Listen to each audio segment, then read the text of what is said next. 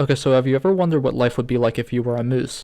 Me neither, honestly. I don't know why I asked you that, but today in the spirit of this channel we're going to answer the questions that nobody asked, such as how is she not dead? How am I still alive? And perhaps most importantly, will I ever be able to upload consistently? Find out next time on Dragon Ball Z. Today's challenge stars Gerald, an elderly man intent on finding his first Sona, and will do so by using any means necessary. For this run, we are only able to use weapons that the Regal Ancestor spirit uses in their own battles, including antler attacks, rolling, and of course, the Baja Blast Mist. I am not allowed to deal damage with anything other than those, although I can still use talismans and stuff like that. Oh, and did I mention that it's an all remembrances run? I can't wait to fight Melania after how my last challenge run went. But before we begin, I want you to think for a second. It's okay to take your time, but I want you to spend a bit thinking of the pros and cons of smashing that subscribe button right now. All done? I know I couldn't think of any cons, so why don't you go down there quickly and give me some dopamine? Okay, so we begin the challenge in the character creation menu. I chose an astrologer for the high intelligence stat, which ends up being completely useless, as we'll see later. As for my appearance, I make it old because old, and blue because blue. Pretty self-explanatory. We also grab a golden seed because it's useful, I guess. The beginning of our journey unfolds in the usual manner. Death, horse, death, physic, and my personal favorite, death. In total, I grab the Physic, charge attack tier, half the Dectus Medallion, and attempt to fight Darwell with only Blide dealing damage. It does not go well. But it's fine because we can now make our way to the Minor Erd Tree in Liurnia and die some more. The first weapon I'm actually able to use in this quest is the Sonic the Hedgehog Ash of War, found in Altus Plateau. However, it's found inside a Silver Scarab, so I have to have some way of dealing damage in order to get it. My original plan was to farm the ancestral followers at the Minor Erd Tree for their weapon and use that to kill the scarab, but for some reason I had this idea in my head that it only dropped from the ones in Siofa River, despite that being not true at all. I do farm a cool hat though, but my lack of a weapon means I just give in and use Glintstone Pebble to kill the scarab. It's blue, so it's fine. We have now acquired our first form of dealing damage by rolling and causing lightning to appear around us. I'm able to increase its damage with the Lightning Scorpion charm, which increases it by 12% specifically. It made sense in someone's head. Lightning Ram's damage can also be increased by upgrading my weapon, but to do this I need some runes. Luckily, Commander O'Neill decides to die of natural causes, and I am in his will, so that's the funding taken care of. With our first weapon upgraded, we can finally take on the first boss, Margit, who fell off. On my first playthrough, I spent 3 hours on this man, but now he just feels too easy. Margit's death gives me another pocket, which I use to hold an ancestral heirloom only given to those who spend their lives protecting the Ikarian princess, or in my case, somersault around trying to impersonate a magic moose. Now seems like a good time for me to farm my brethren for their armor and weapons. Luckily for me, Canadians are pretty weak, so it's not exactly the hardest thing I've ever done. Speaking of things that are easy, Godric. He puts up a slightly bigger fight than Margit, but that's not saying much, and now I have access to my first Great Rune, which I proceed to not use a single time throughout the rest of the run. Moving past the castle, we can now enter everyone's favorite type of debt, college. Yes, now you too can deal with your struggles with student loans and excessive tuitions in-game as well as in real life. I sure do love the Department of Education. Once we get past the guard dog, we enter every Gen Z's most terrifying nightmare, the library. Home of people, I think technically, as well as the queen herself. I thought you were dead. My death was greatly exaggerated. So, you're the punk I've heard about.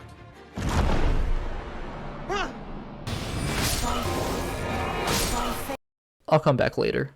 First, I should probably deal with the inner demons that have been plaguing me, so I head down to the Siofa River and begin a battle against myself. It was a hard-fought battle, but eventually I managed to gain the upper hand and pull out the victory royale. Good thing that's the angriest moose I'll have to deal with. Once I clear my head, I stumble upon Margit again, who promptly dies and gives me a green circle, which increases my stamina. At this point I decide it's probably worth checking up on everyone's favorite manipulative, technically dead doll. So I head up to the Karian Manor and kinda just demolish Loretta. However, Ronnie kinda just doesn't show up as she needs Blythe to be there, and he's currently partying down in Kylid. I think it's time I go back and get some well-earned revenge. My powers have doubled since the last time we met, Count. Let's keep that momentum going into the next demigod battle. Okay, maybe I need a few more upgrades. You know, I never thought that getting a tiny sword would be an upgrade, but I am cosplaying as a moose, so I guess I can't really talk. I also kill a sentient tree for its tears because I'm a good person, I swear. Going back to Radon, it only takes a few more attempts for me to get him. Radon, more like Rigon. Why did I say that? The death of a Chad this great causes the universe to lose its mind and send a meteor directly towards Wyoming. Luckily, Wyoming doesn't exist, so the impact didn't hurt anyone, but it did leave a massive crater on the ground that conveniently leads to my second demon. Also me. He's pretty easy, although that honestly might say more about myself than anything. But either way, it's time for the moment you've been waiting for, the Regal Ancestor Spirit. A challenge unlike any other. It will take days of careful preparation and planning to even have a chance at. Oh wait, he's dead already? That was anticlimactic. Since I have access to Nokron, I am able to now access my second weapon, the Ancestral Infant's Head, which does about as much damage as you'd expect a child's skull to do. Yeah, how am I supposed to kill anything with this again? At least I can grab my final weapon, the Winged Greathorn, with the unique ability to siphon the enemy's literal soul out of them, making them take much more damage. I also complete Celevis's questline for the Magic Scorpion Charm, which I can combo with the Ancestral Infant's Head for slightly more damage. Woo. At this point, my next objective is to get into Landell, the royal capital. However, I'm not really having an easy time doing so.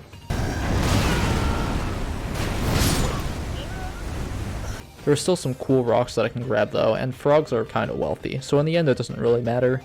All it takes is killing a couple already dead people, and then boom, I'm in Sacramento. Godfrey's our next boss, and I decide that this might be a good time to pull out the Baja Blast Skull, as he is slow and isn't very hard to dodge. I was wrong. Fine, I guess I'll use Lightning Ram, Mr. No Fun Allowed, if you really insist. Now it's time to fight this guy again. How many times do we have to teach you this lesson, old man? He is using 100% of his power this time though, so it might not be as easy as the last two. Never mind. Upon Morgoth's death, Melina decides that you've proven yourself worthy of the famed V-Buck, which can be traded in at your local Arby's to reach a higher plane of consciousness, aka Montana, our next destination. Montana may be sparsely populated, but I do get to meet a local veteran who gives me a tour of the sharp end of his spear. Now, as an experienced commander, Nail does not give me a whole lot of opportunities to turn into Sonic, so I have to carefully pick every window I choose to attack. But through trial and error, I persevere and take him out. His defeat gives me another V-Buck, but this one is instead traded in at Taco Bell to receive instant death. But before we do that, I want to quickly check in on another Montana resident. Now this guy, he's kind of a big deal. Unluckily for me, his health pool is also quite large, so it's probably going to take more than a couple attempts.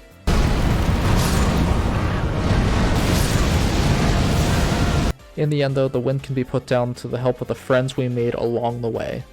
Why can't I see anyone? For our next battle royale, we will be landing on the dropship from Apex Legends to grab the high tier loot before the rest of the lobby. Although there's a lot more dragons than I remember. Good thing we don't have to face any of them yet. All we have to do is beat these two weird guys in cloaks. How hard could it be? It's fine. We don't have to talk about this. Nobody has to know. Now that we have access to the rest of the Terraria Sky Islands, it's finally time to face my greatest challenge yet. Iron Fist Alexander, the Warrior Jar. His existence is an enigma, and so too is his DPS. Like, why does he do so much damage? In the end though, even a jar cannot compete with a man pretending to be a Canadian. I just hold too much power. And my power only grows when I pick up a shard of his shattered body. Truly, nobody can stop me now.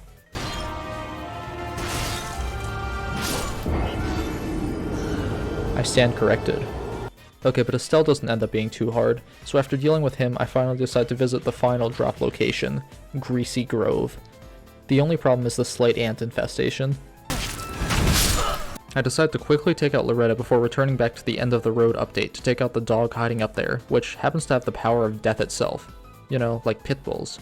Luckily, the power of Canada is stronger than death, and we emerge victorious.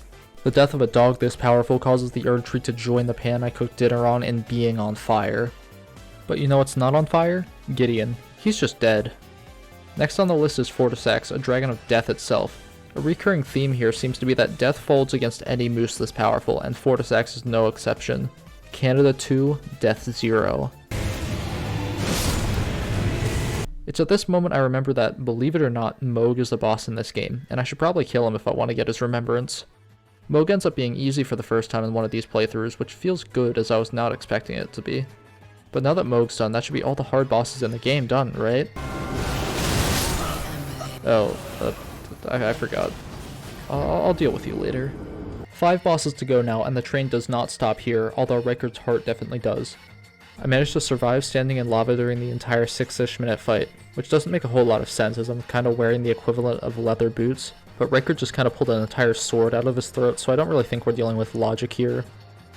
The next 2 bosses are Godfrey and Placidus X, but if I'm being honest, I don't really have a whole lot to say about the 2 fights. It's kind of just jump, hit with antlers, roll away from grab, hit with antlers, run towards tail, don't hit with antlers because I suck at dodging, but you get the idea. Now we get to move on to fighting God itself, which is ironically the easier of the 2 fights left. Radagon does have a big hammer that does a large percentage of health bar, but Elden Beast just doesn't really do anything. Like, half its attacks can be dodged by running forward, and it has like no resistance to physical damage, which is kinda odd considering that, you know, it's God. Like, you'd think it'd make itself slightly more resistant to a sword, but hey, what do I know? Oh well, at least that's over.